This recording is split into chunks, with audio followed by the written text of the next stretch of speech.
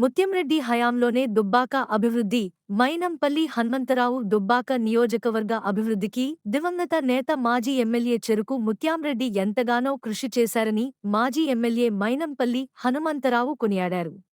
మా తమ్ముడు అమర్ గారు, అదేవిధంగా అత్తు గారు, వేదికను అలంకరించిన పెద్దలకు మైపాల్ రెడ్డి గారికి, ప్రవీణ్ అన్నకు, ఇక్కడికి విచ్చేసిన నా కుటుంబ సభ్యులకు, పత్రికా సోదరులకు, ఎలక్ట్రానిక్ మీడియా సోదరులకు, ఇలా ముఖ్యంగా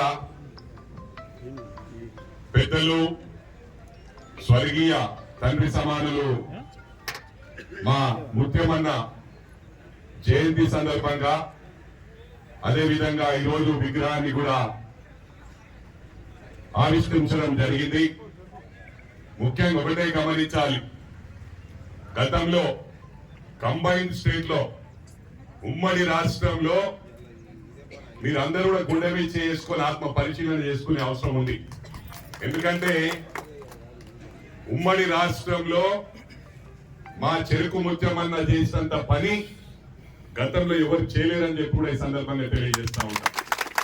నేను ఎక్కడికి వెళ్ళినా కూడా మొట్టమొదలు మా ముత్యమన్న గురించి చెప్తా. ఆనాడు ఇతర నియోజకవర్గాల్లో సింగిల్ రోడ్ కూడా సరిగ్గా లేకుండే.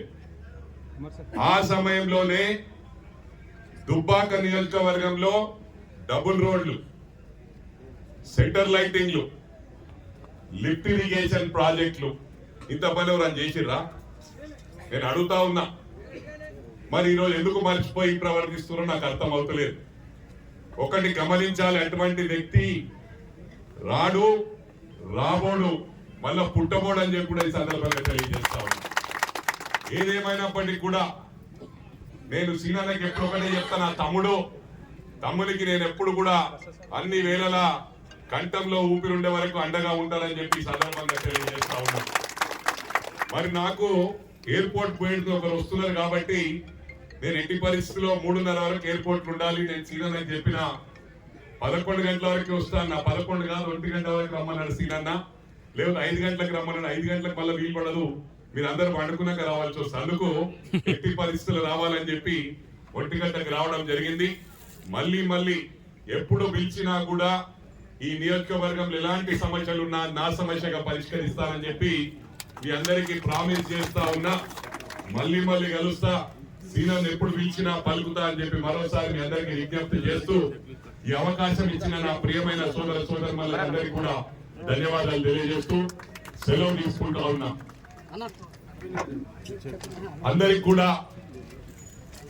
కొత్త సంవత్సర శుభాకాంక్షలు తెలియజేస్తా ఉన్నా. నా కుటుంబ సభ్యులందరికీ, ప్రతి ఒక్కరికి పేరున, అదేవిధంగా పోలీస్ డిపార్ట్మెంట్ కుటుంబ సభ్యులకు, అదేవిధంగా ఏసీపీ గారికి, సిఐ గారికి, ఎస్ఐలకు, కానిస్టేబుల్స్ కు, ప్రతి ఒక్కరికి కూడా పేరున న్యూ ఇయర్ గ్రీటింగ్స్ తెలియజేస్తూ సెలవు తీసుకుంటాను. Thank you very much.